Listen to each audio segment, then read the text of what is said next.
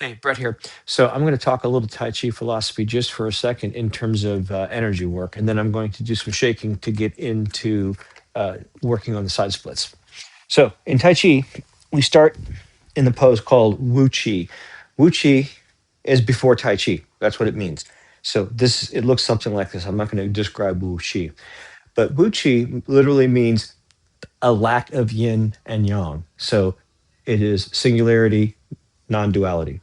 As soon as you start practicing Tai Chi or the Grand Ultimate, it is the balancing of yin and yang. So, what does that mean? Here is my incoming opponent. Easy to see. So, in the very beginning of the form, after the sun rises and the sun set, you have vision an attacker coming in. That attacker is bringing an attack into your solar plexus right there. So, you engage first by shifting your weight out of the way. Now, I'm going to show you that from the front. So, the attacker comes in, and the first thing I do is I shift my weight. So now, as the punch hits my body, I turn, empty step. I reach up and grab the incoming punch. Bonus points for doing it as a fascial grab. So I actually go between the skin and the muscle, the fascial tissue. If you get it just right, you're moving the structure of the body. Now, at this point, a punch had come in. I've got my arm here, this arm here. So I've got your arm. So as I step, this is a break of your arm if I want it to be. So that's or ward off or break of elbow. Now we've taken care of this opponent. Someone comes in from this direction. And so the first thing I do is I get out of the way. I retreat. I come back. I shift my weight back. Now when I shift, coincidentally, I'm going to empty step with my left foot. I'm going to turn 45 degrees and avoid the cat that is right at my foot. But there, I'll move my foot a little bit. So then I I am going to, we often say grab a ball, but I'm grabbing the incoming punch. This is a block. And then I step, ward off slantingly upward. See what I'm doing with that arm. And then I grab them by the elbow. I pull them back. As I pull them back, they're naturally going to try to pull back. So I press. They're going away. And then I push them away. So that's yin is coming in. I bring it in. And then I express it back yang. At the very end of the form, we return back to Wu Chi, singularity, no separation of yin and yang. So there's some Tai Chi philosophy. Okay, now I'm going to go into some qigong here, and really I'm just doing some basic stuff. I've been on a kick recently, and I love shaking, and it is phenomenal for me to get myself from, say, I'm through the threshold. I'm now in this space, and when I want to be in this space is I don't want to be thinking about work.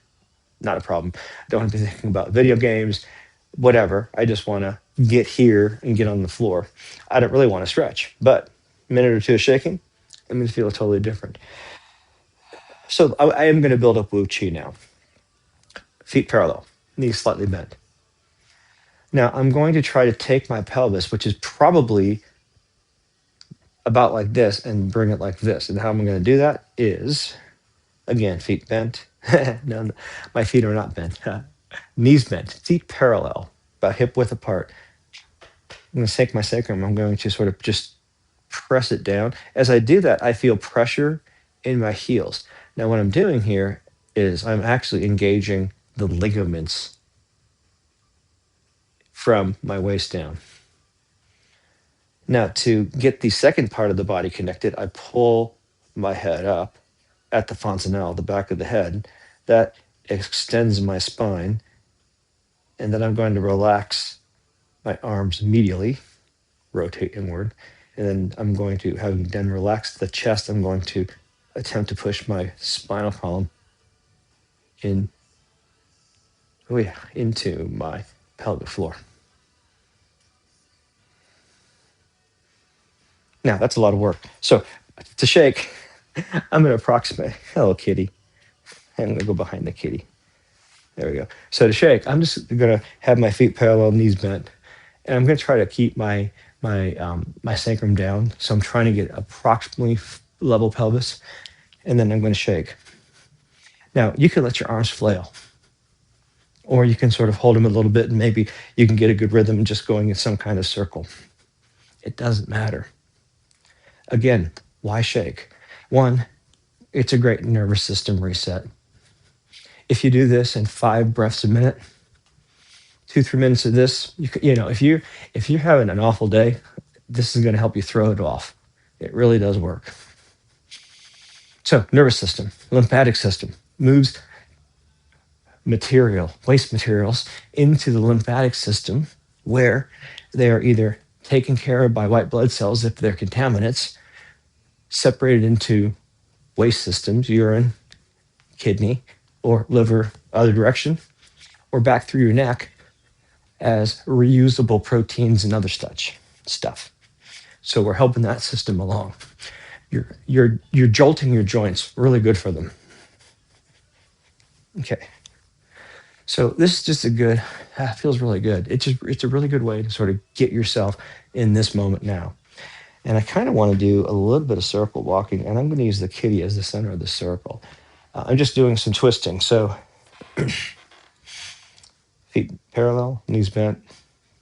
Now in this case, I'm actually going to use a palm change. So I'm just going to use dragon palms. Using chest as the center of the circle, I'm actually twisting a little past the center and looking over, in this case, my left hand. So I've got a nice twist on my spine as I step forward.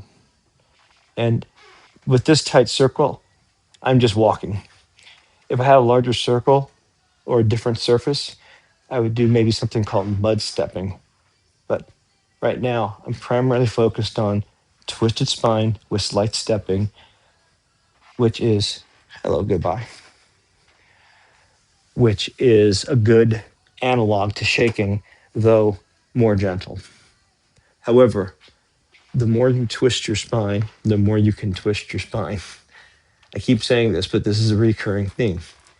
2 things. If you want to change, you got to do something different. That's thing 1. Thing 2, as you do so, your body changes to accommodate what you start to do. Easiest thing to do is add something. You add something that interrupts something else. That is a really good principle for change.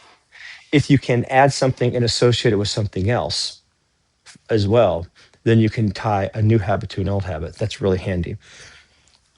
Okay, so less on that.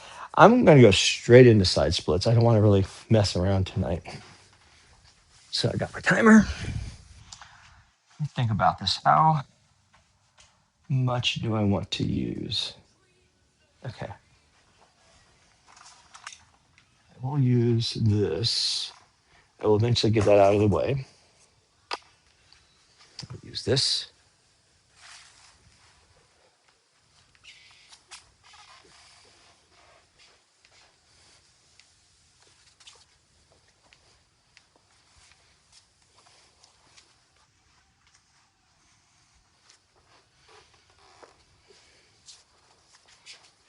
Okay, that. And these. Now, oftentimes it's a good idea for these big poses to warm up. I did nothing. So no such thing. What I'm going to instead do is I'm going to do it for a lot longer. I'm going to start very gently and then work my way in. There's the one last thing I'm looking for.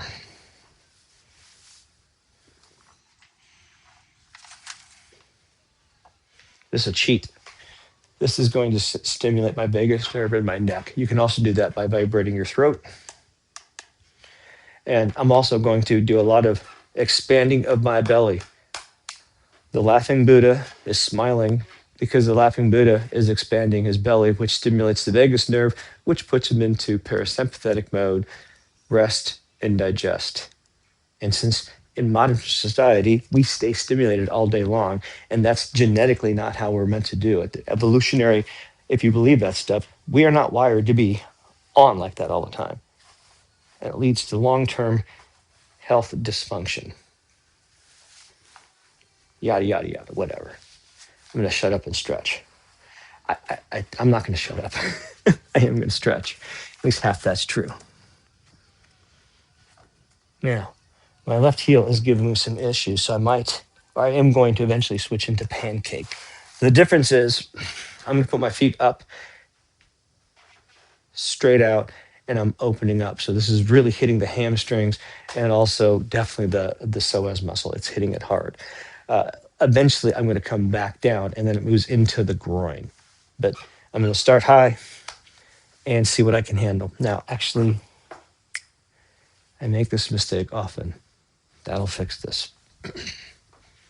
I'm in for the long haul, and on these big poses, it's hard enough already.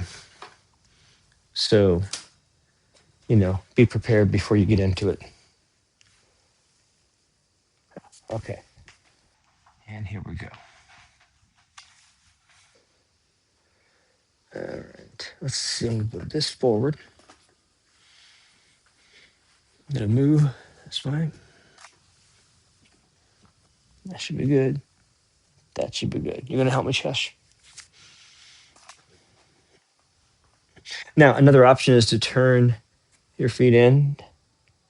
Actually, I wonder about that. I don't know if I can deal with that. That's maybe too much on my abductors. Ooh.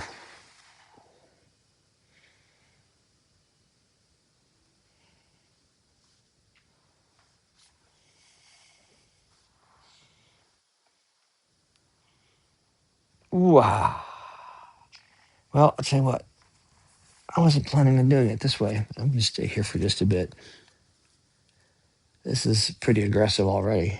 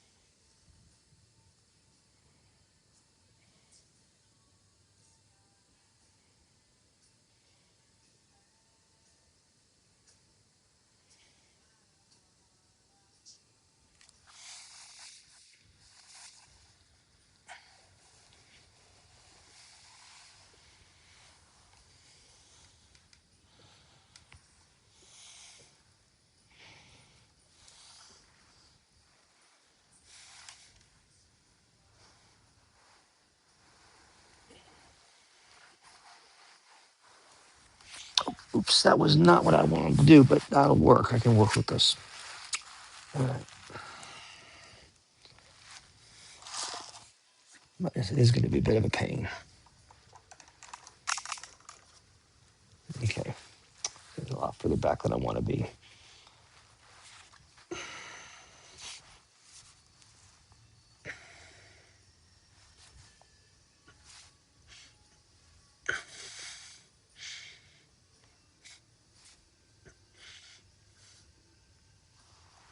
I lost it. I'll get there, though.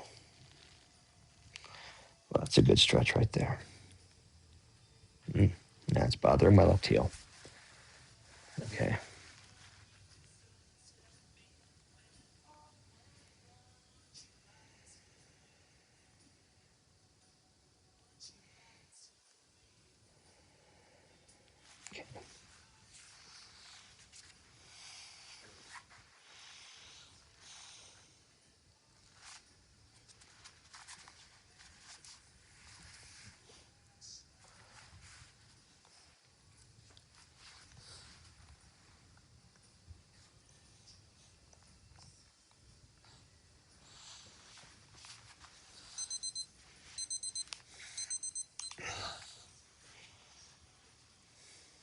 Think like this.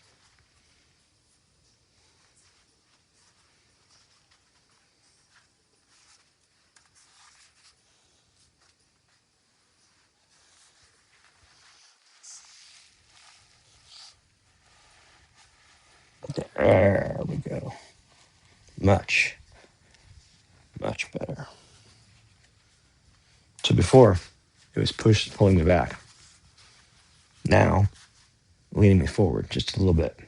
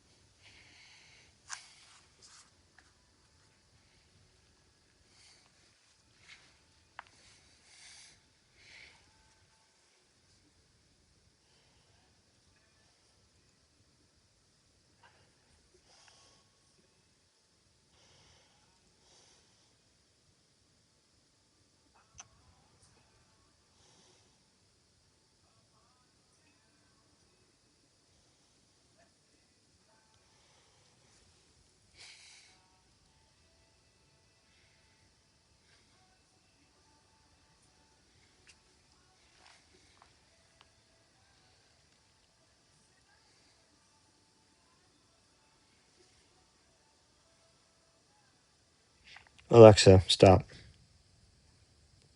Alexa, play music by James. This is James from Brett's Spotify.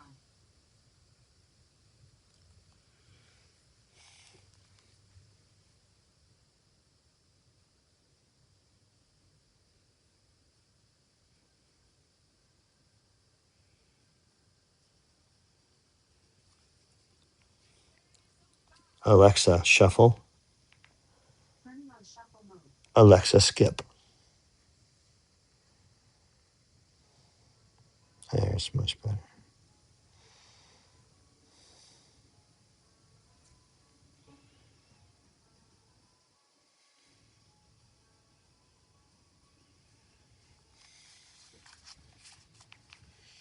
Okay, now my heel. It's not like what's going on. So let me think about this. I think if I can do this, I don't think I can do this without getting out of the pose, if I recall.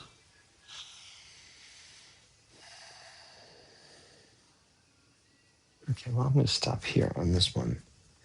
It's just I'm hitting my heel, and I don't want to do any more to that. I have got a good amount of stretch in my hips already, though.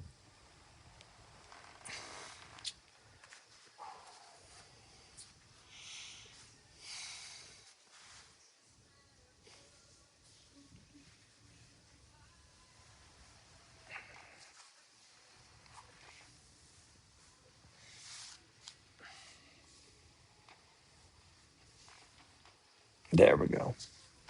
Now my legs are working again.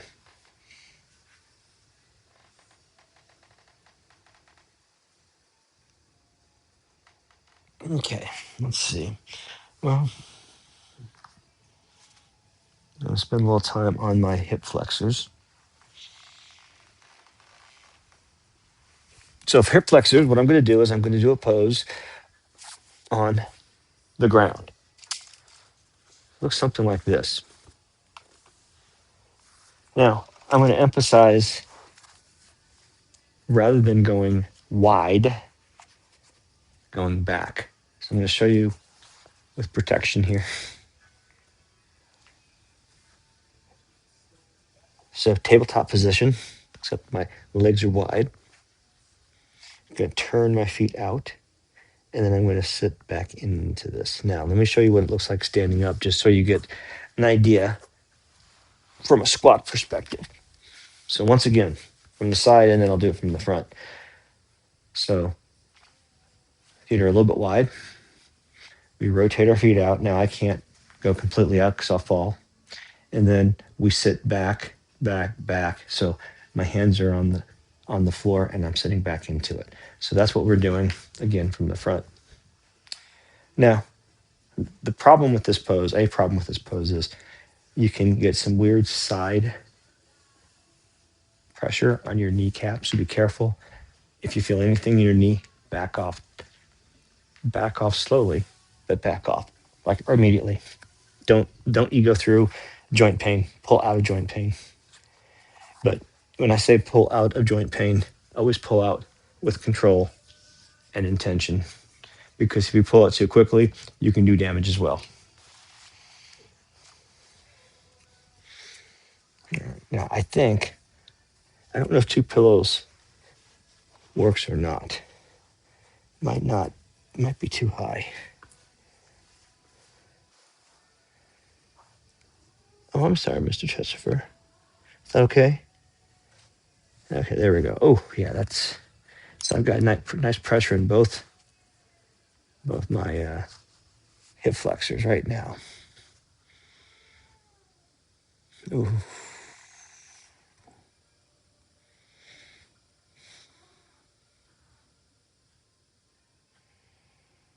Hey, buddy, how you doing?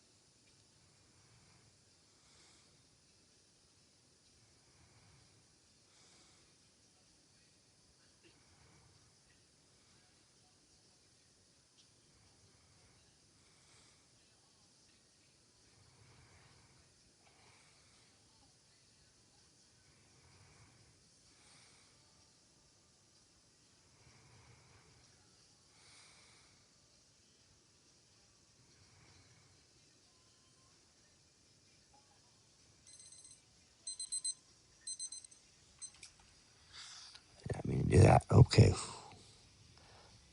Yikes. This is going to take a moment to get out of. I have no idea how deep it looks on the camera. Oh, but man.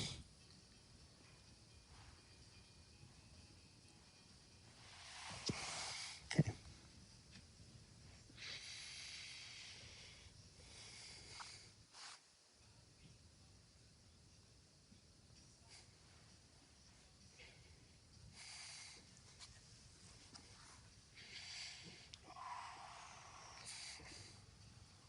So the muscles that I just stretched don't want to be used to do what I'm doing, but they need to be. But yeah. Now, during that pose, it occurred to me that my AB abductors were a little tight. And the next thing that occurred to me is that I'm doing a series of poses I often do just in reverse. So I'm going to go ahead and do that. And to do that, I'm going to use the wall and a yoga mat. So I'm going to get that set up. The yoga mat is so that my feet don't slide. The wall is so that I can hold this pose for a long time, 5 minutes in this case. And this is thread the needle, which you may be familiar with. It's just thread the needle on the wall. There we go. A couple pillows, one for my back. May or may not want one for your bum. I'm not actually going to use one there. And then timer.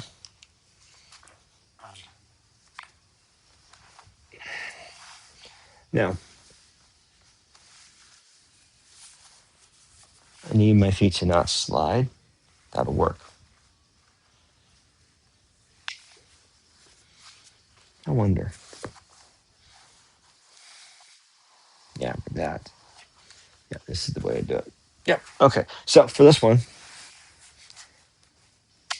legs are at 45 degrees. Now, 45 degrees could be very optimistic for some of y'all. That's fine. If you sit all day, this is really going to be an awful pose. You might move a foot way down. But what I'm going to do is I'm going to take my right foot, ankle really, put it above, not on, above the knee, fleshy part. And then I'm just going to sit here for 5 minutes and I'm going to stretch in this case, if my right foot is up, it's my right side abductors. This is a wonderful pose. And at the end of the pose, what I often find is that it's almost like it's not that my body is numb, it's just turned off. Like I should be experiencing pain, but I'm not. Okay, so here we go.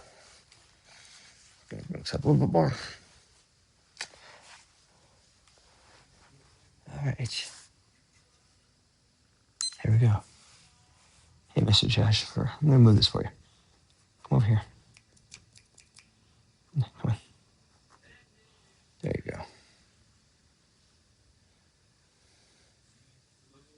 Now, this is a pretty good stretch. You might very gently move your left leg in this case, side to side, and it moves a little bit. So, one of the things we're trying to do, in addition to stretching muscle fibers, is we're trying to get lots of muscle fibers to relax at the same time. So if you stretch a muscle and you're only stretching part of the muscle, you're only relaxing part of the muscle. So very small, gentle motions side to side allow you to sort of get more of the muscle fibers to stretch simultaneously, which means you're getting your nervous system more in sync. And believe it or not, if you were to take an electromagnetic field, a measurement of the electromagnetic field produced by your heart, and yes, you have one, it would most likely be very coherent while you're deep in one of these stretches, because you're likely in a meditative state. You're certainly in your parasympathetic nervous system.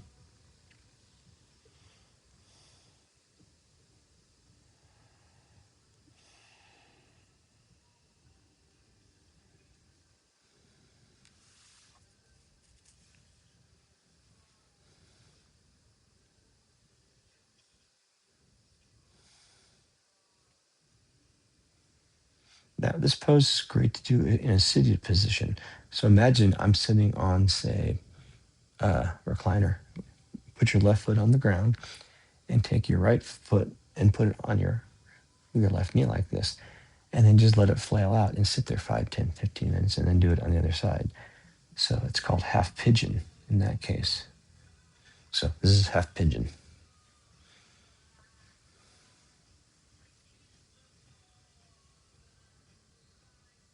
Just with a different relationship to gravity and different pressure. Okay, let's see.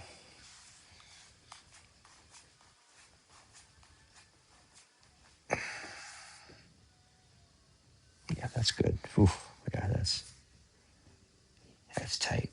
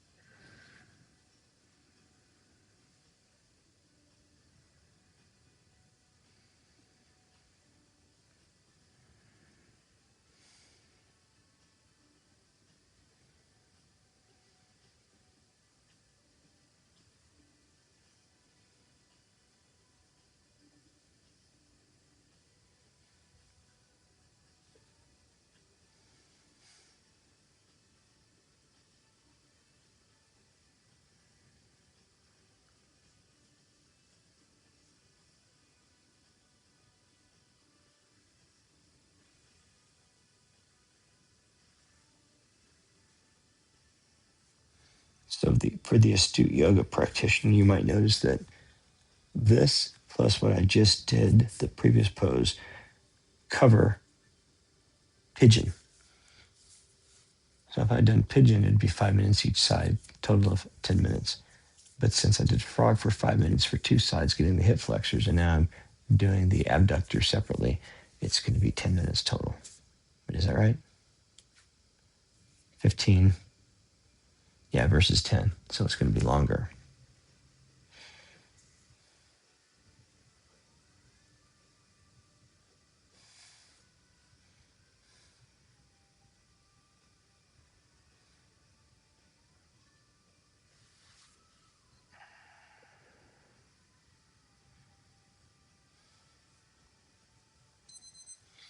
Oh boy. Okay, so yeah, I thought so.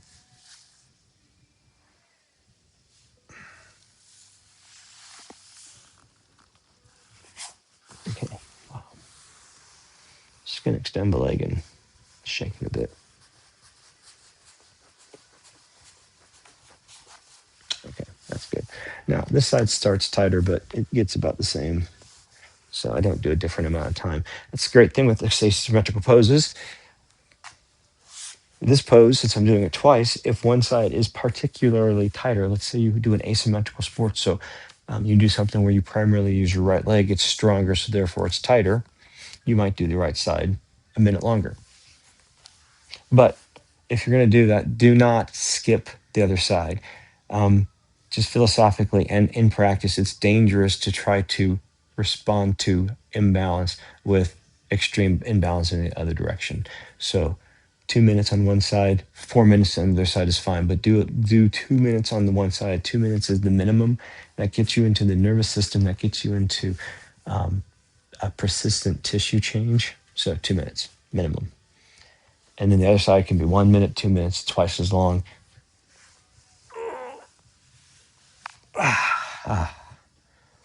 Yeah, that's whew. Yeah, that'll do. Gonna stay right here for a while, boy, a bit.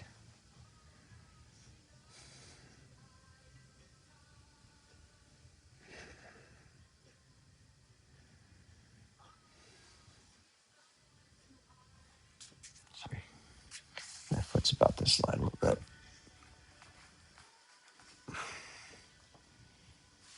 There. That'll work. Yeah, maybe.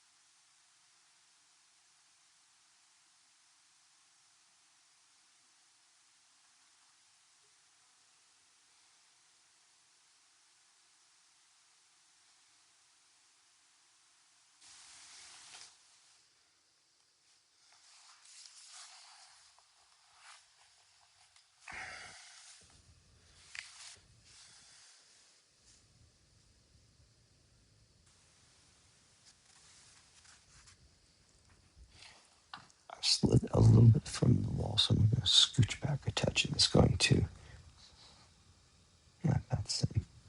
There we go.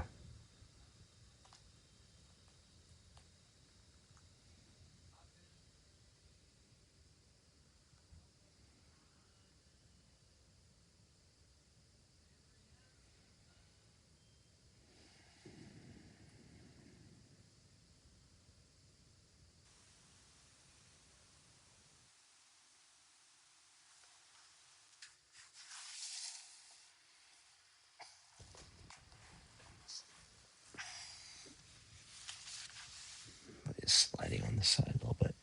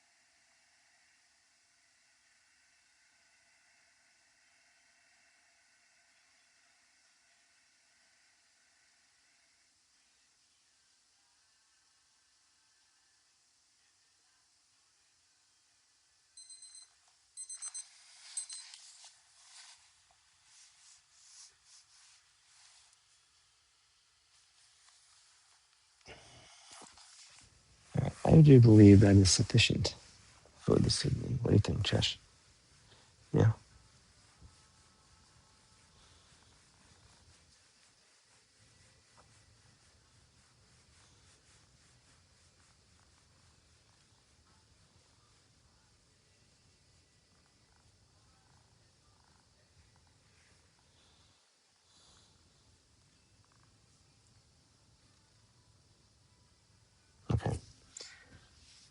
I'm going to go to sleep and you can come downstairs with me.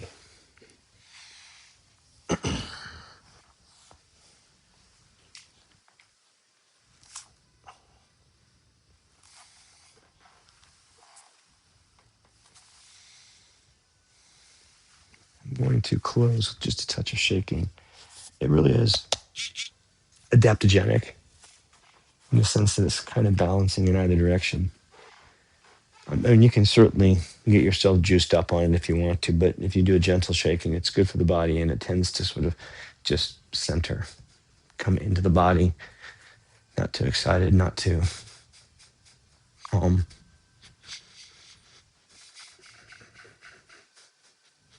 During the stretching, as you elongate your breath, you tend to go to sleep, and I'm pretty tired right now.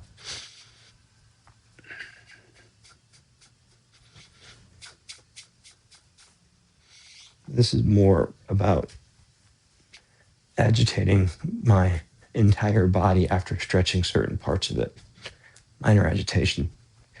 So I'm treating this more as an integration practice. And in fact, I'm going to do one more thing. Let's see. I did a lot of hip stuff, so I think swimming dragon.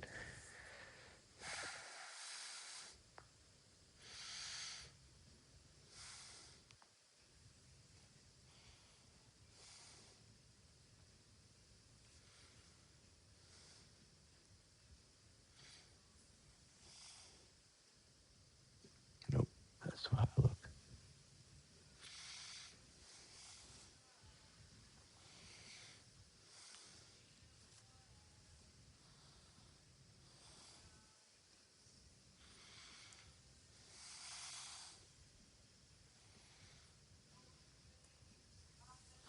I wonder.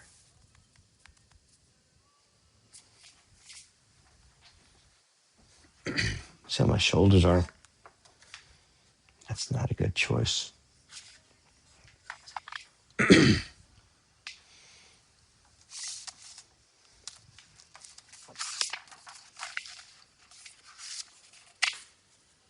be good. Okay, so for this thing I'm going to do, I'm not going to like I'm going to put a little bit of grip on this so I don't drop it. But having a little bit of biofeedback really enhances the stretch.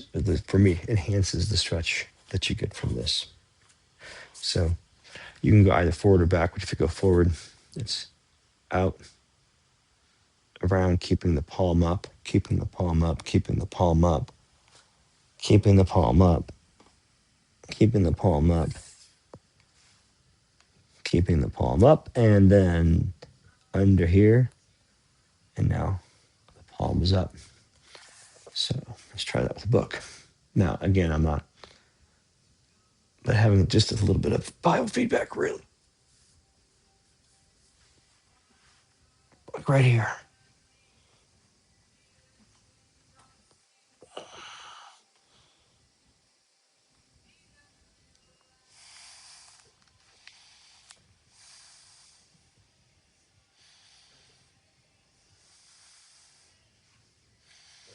Yeah, let me do the same thing. This is a big enough stretch, and I've already warmed up my shoulders, but this is big enough that I'm going to go ahead and do it the same number of times on both.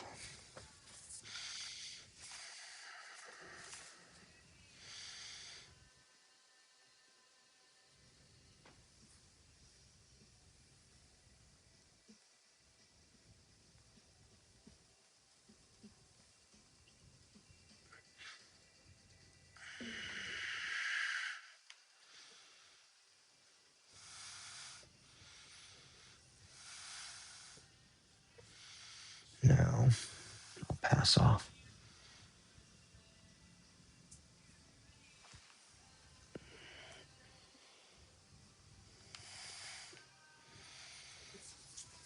Oops, just lost it there.